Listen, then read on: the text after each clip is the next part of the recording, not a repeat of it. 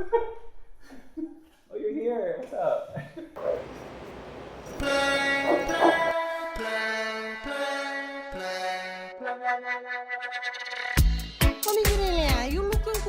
Welcome to Pasifika Narratives, a series produced by the Pacific Islander Community Association of Washington to highlight the resilience and cultural brilliance of Pasifika peoples here in the Pacific Northwest during COVID and beyond. We come from many nations in Polynesia, Micronesia, and Melanesia, and we have been in these parts for about 200 years. We continue to lift up the traditional stewards of these lands as we work to establish cultural home, center community power, and advance the wellness of Pasifika people here in the U.S. diaspora. Our voice is our liberation. Our voice is our liberation. Is our liberation. Our voice is our liberation. Our voice is our liberation.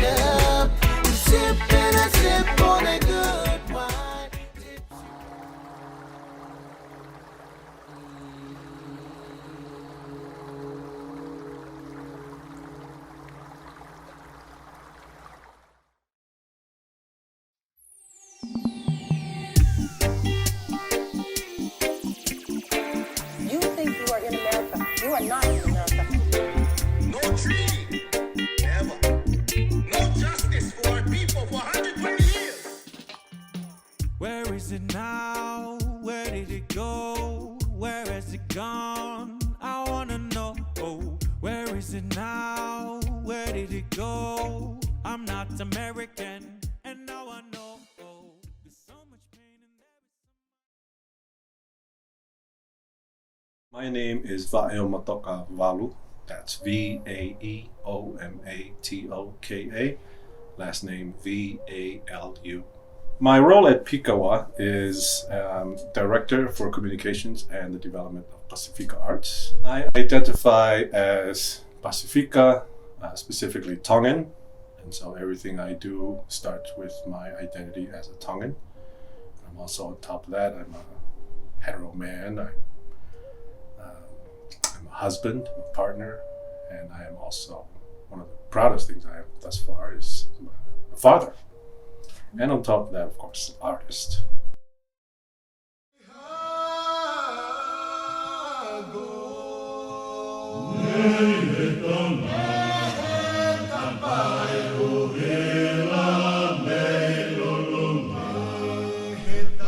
I kind of settled on the name of a program called Inspired, with the PI kind of parenthesized. And I've always really liked that title, so that's kind of stayed with me. And it really is about finding inspiration in the mundane things sometimes, right? And so that name has kind of carried over all the way to my time with PICA-WA. And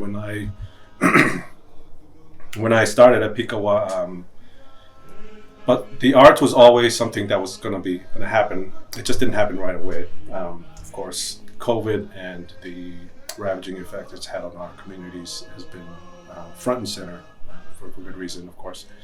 But we are now at a place where we're really able to kind of also realizing just the healing power the arts itself has, and realizing that our communities also won't like the arts, not just as part of going back to normal necessarily, but really as just part of kind of getting through this tough time of COVID. I pitched the idea to my executive director, and he was supportive of it. And I also reached out to the Burke Museum based on a relationship I've had with Holly Barker there for many years now. And also very fortunate that actually Holly's been asking me to do something with the Burke forever. And then I kind of just started from there, and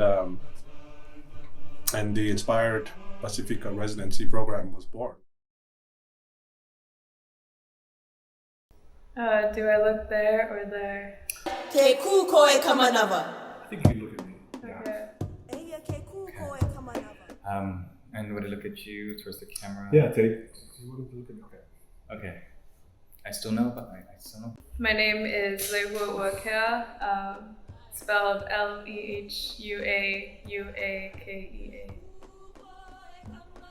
I am Kanaka Maoli, or Native Hawaiian. I identify as a kapa maker, as mahu wahine, which is non-binary gender, and I'm an interdisciplinary artist now based in the Pacific Northwest. Lehua's work was on KCTS 9, I believe, recently on one of their segments, Canvas. And I sent Lehua an email and Instagram. I think a lot of our art world is kind of at right now, right? It's just, Instagram is a great platform to kind of showcase amazing different types of art. And what immediately catches my mind, to me, is always the craftsmanship. I don't know, I'm more gender neutral, but craftsmanship, I think, is a very, in going back to my Tongan roots, is a very Tongan thing also, right? It's when you devote yourself utterly to the perfection or to the mastery of what you're doing, what you create will exude that. And that's something that I really find enjoyable when I look at different Instagram accounts, and especially from Pasifika artists. When I see different Instagram accounts of Pasifika artists doing amazing things like Lehua, like Roldy. My name is Roldy, spelled Roldy, but it's always pronounced like rowdy, like let's get a little bit rowdy, so I've always heard it that way, which I like better. Yeah, so I was born in the island of Guahan, in the Mariana Islands, in Micronesia. Lived there up until I was 18, and then I moved here to Duwamish territory, here in Seattle, to go to UW. I've known Roldy to be an artist for a long time. Not quite sure what his medium was, and I think he might even also admit that himself, but really appreciating the depth of his thinking when it comes to conceptualizing or ideations of certain ideas, when it comes to conceptualizing what being Pasifika meant. So I think I really appreciated just his perspective about how he moves through the world, both as Pacific Islander and these other different labels of who he is. And then, of course, throughout the pandemic, Roldy had been really posting consistently, really creative textiles, things with different textures and things like that. And I was just by both the craftsmanship, but also just the creativity of how he spliced his videos together, even to the without even sacrificing how what he was presenting looked. Yeah, the moment I cry, and his bed was made. And so right off the bat, I was like, oh yeah, Roldy has to be one of this, because Roldy, I think, could really just kind of encapsulate the spirit of what we're trying to achieve here. He's been in this field for a long time. He's now a full-time artist. So like I said, I've always really appreciated Roldy, and to have had the opportunity to ask him to be a part of this program, especially as a inaugural cohort, it was just kind of a no-brainer. I had to ask him. Yeah, my practice is very diverse and varied in my approaches, but my main focus for the last several years has been cultural reclamation through kapa making. And for those who might not be familiar, that's bark cloth that's traditional throughout the Pacific, but specific to my culture.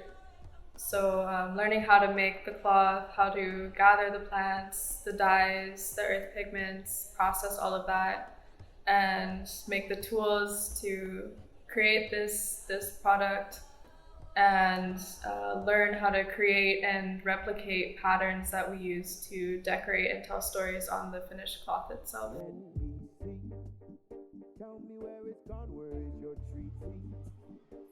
That black turned out really good. Wow. So I'm actually kind of impressed. Is it usually a more muted tone? I guess I just ground it up really finely so that it's just really dark. Oftentimes when I use it, it's not as like jet black like this. So I'm not sure what I did different, but I gotta do it again. For sure.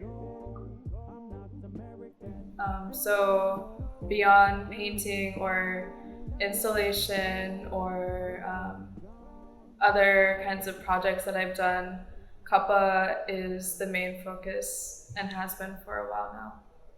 I grew up most of my childhood up until I was 14 back in Hawaii, so split between the Big Island and Oahu. And for all the years that I was in school, I was going to Kamehameha, which is a school just for Native Hawaiian youth. And so, I'd get glimpses and certain experiences here and there of what it would be like to make kapa or work in the lo'i, the taro patches, but I was never fully immersed in it. It wasn't something that we talked about at home or had family members doing. I didn't have any family members speaking Olelo Hawaii. I didn't have any other artists or kapa makers in the family. So once I moved to Oregon, when I was 14, just starting high school, I started feeling a gap, a separation, and a really big displacement in my own identity coming here, where I had no connection whatsoever to my culture at first. And it wasn't until I was almost done with my college years in Portland that I started to reconnect and rediscover parts of myself that I didn't even realize were maybe missing for the last several years. That's when I got involved with carving, making kapa again, and dancing hula, speaking my language and connecting with my community up here. I get inspired by the way they look at the world, right? Like meeting everyone here today, I'm going to think about trees a little bit differently now when I look at them. But I think elders that I meet along the way, I think they remind me to always remember, right? And I think I'm learning that a part of my work is remembering, right? And remembering for myself, remembering for community, because I think a part of all our collective, indigenous histories in a lot of ways, Pacific histories, is a lot of erasure, a lot of covering up, a lot of forgetting, and a lot of forced forgetting, right? A lot of cultural amnesia, a lot of propaganda, all these things about telling us who we are. And I think what I love when I see artists is the way we are remembering something, right? Not just for ourselves, but for other people. And it's exciting when other people are like, oh, I connect to that too. And then it becomes this it grows this spirit, I think, that was always there, right? And so I think that's kind of inspired my process a little bit. How do we relate to each other? How do we relate to space, to objects, to ourselves too? I think that's really important. I heard someone said that colonization is repressed expression. And so I think for myself is vibrant expression is the way to combat that. I do love materials.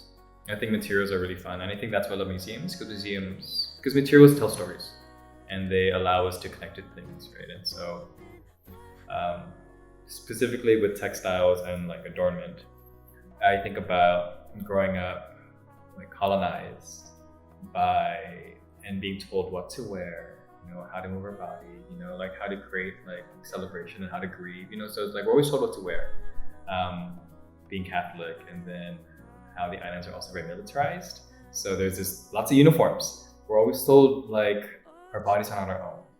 And so for me, textiles and clothing is a way to reclaim that body, right?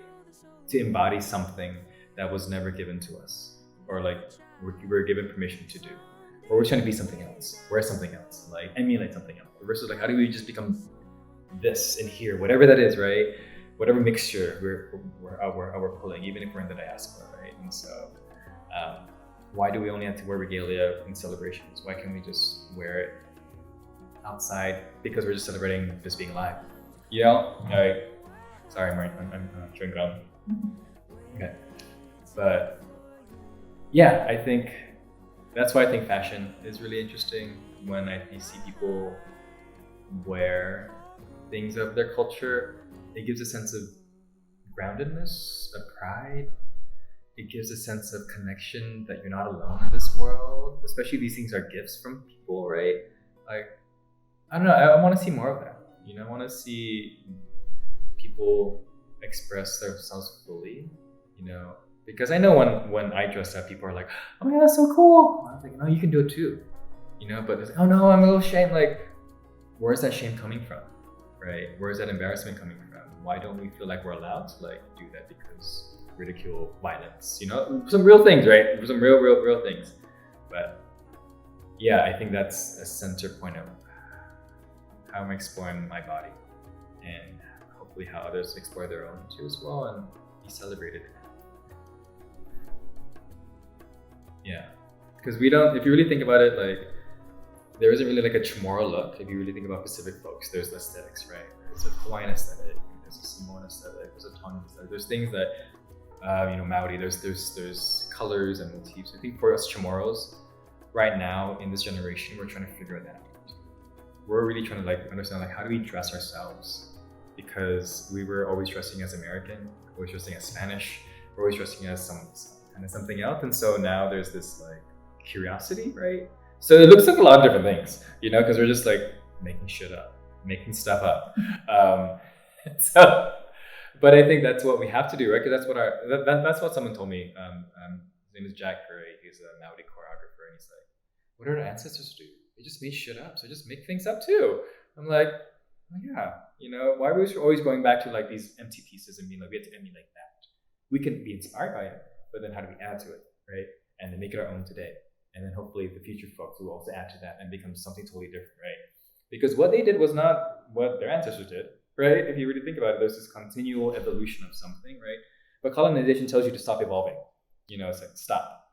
You don't deserve that, you know, because it's primitive, it's savage, and you're ugly. It's like, yeah, how do we reclaim that and be like, this is everyththing, you know? And I don't want just like museum openings to be a place where we, you know, dress up. Or like funerals or weddings, right? I want to be just everything. I don't know. It's my hope. A more fuller, expressed life for everyone, because I don't know. I think smiles and laughter are so much better than frowns and like scowls. As a kapa maker, it's so important to understand that the work you're doing is coming from the land and can never be separated from the lands that you collect your pigment from or gather the trees from. And even the tools that I have here, where these woods are coming from, who gifted them to me, which lands they grew on. And I wouldn't be able to be a kapa maker if it wasn't for that understanding and that appreciation and an understanding that I need to do what I can to preserve those relationships.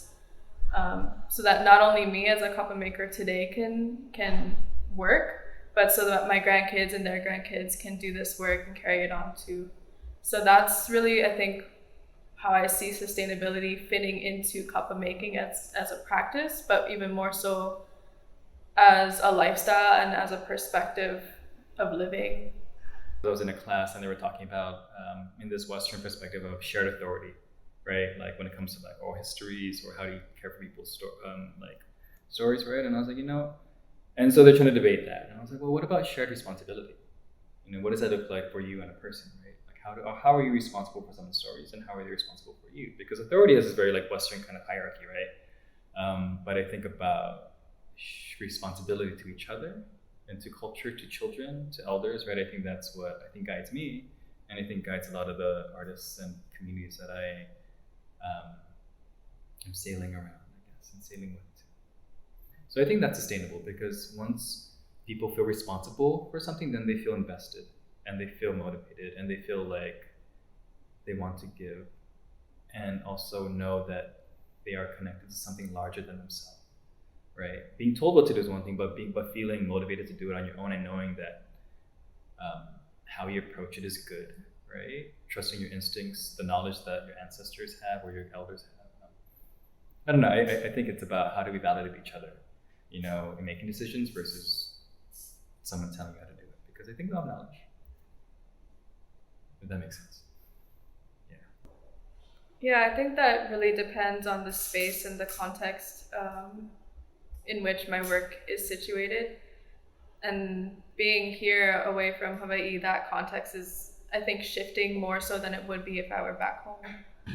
Because I'm engaging in spaces like institutions, museums, galleries that would have a totally different dynamic back where I'm from.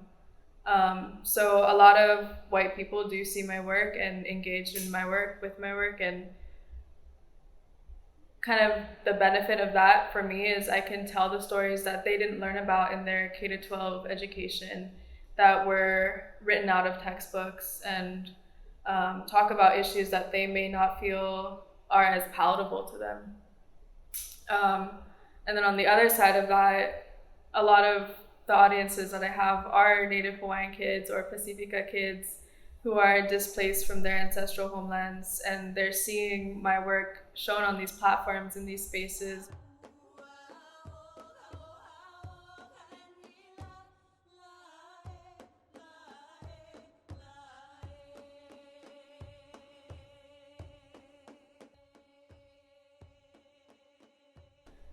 Just to have that representation, not for myself, but for them to see themselves represented in these spaces in a positive way, I think is really empowering for myself and them, because once I moved to Oregon when I was 14, I didn't have any experience seeing Hawaiian culture represented in a positive light.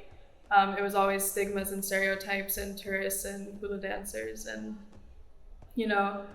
that can be very, very harmful to someone, especially a teenager who's trying to find themselves in a new environment. And if I could just, through my work, show that it is possible to be proud of your identity and be proud of who you are, even if you're 2,000 miles or more from your community, then I did the work. That's what matters to me. The gallery and the museum stuff, that's cool. But at the end of the day, it's really about how I can bring that back into my own community and make a change for the kid that I used to be. I think as a Native person, I'm always very discerning about which spaces I engage with. Whether it's going to be helpful or harmful, not just to myself, but my family and my culture and my community. So I'm sometimes hesitant about engaging with spaces like museums, especially large under the jurisdiction of a huge university.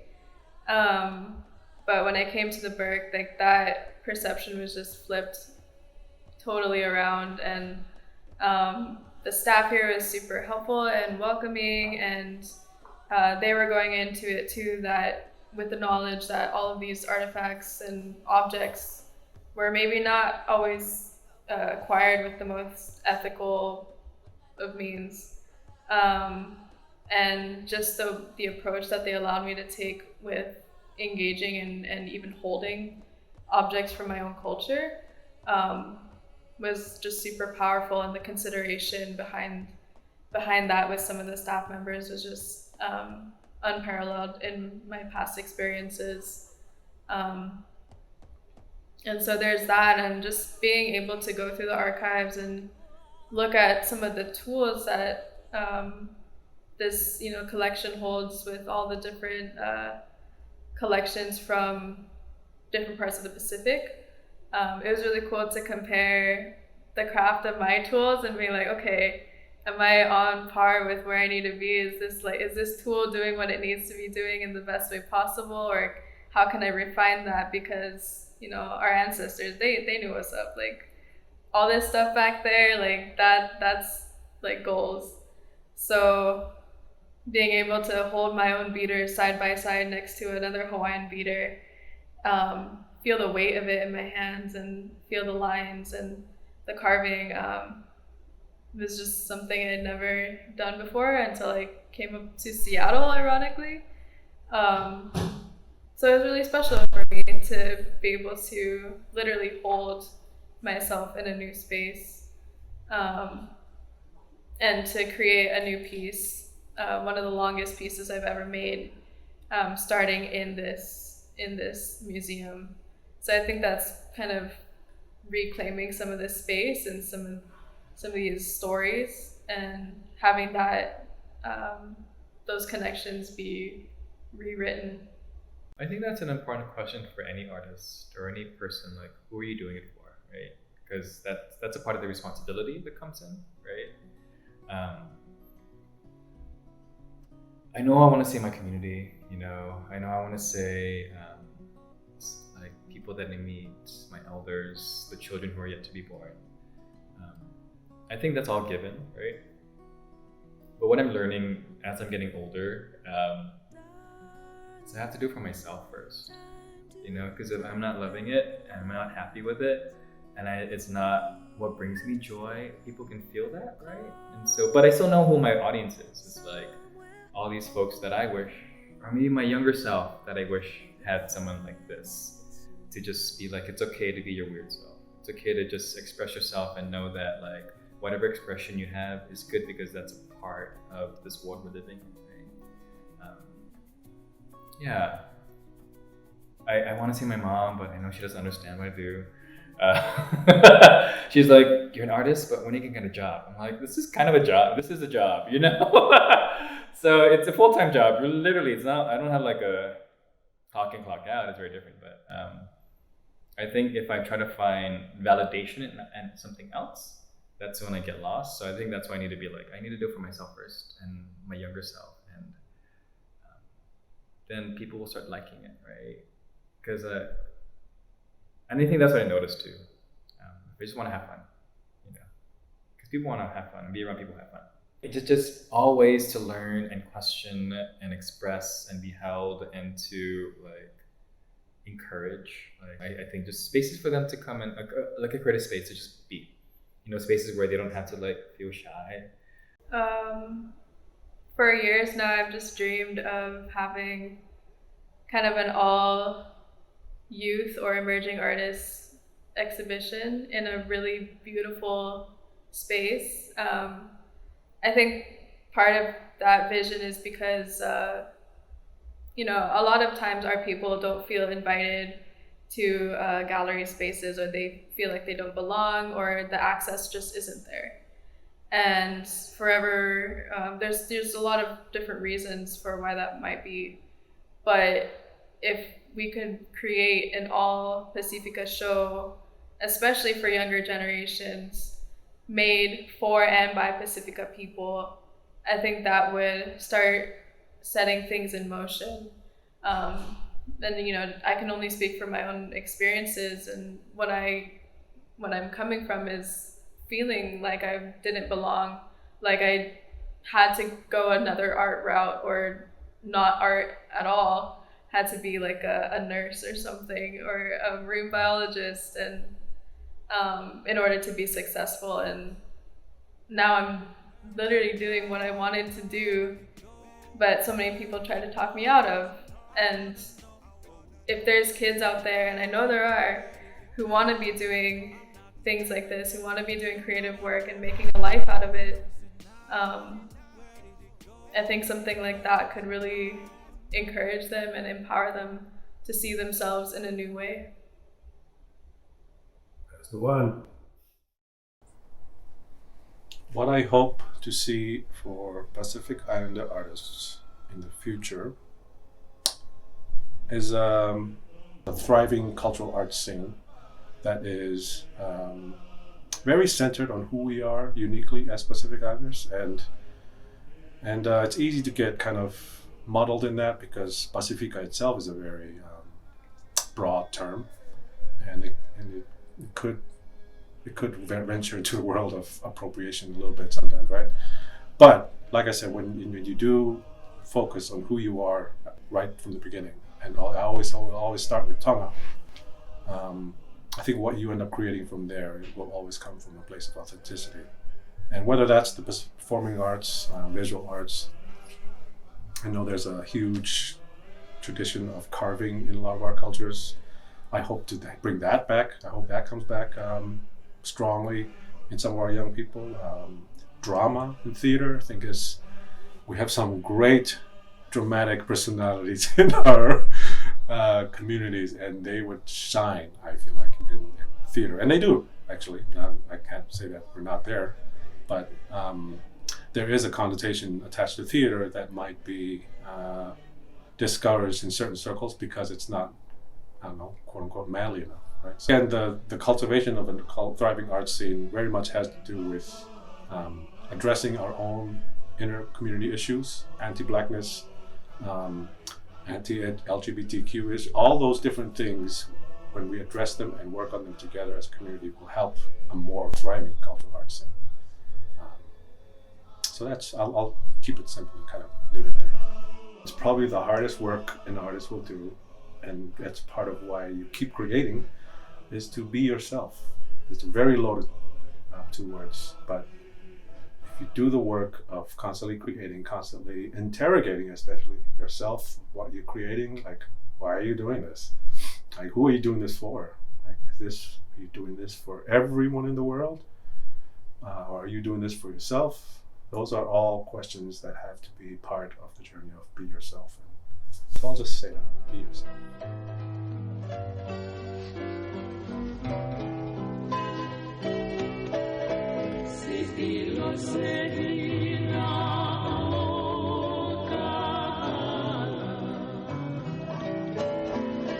Que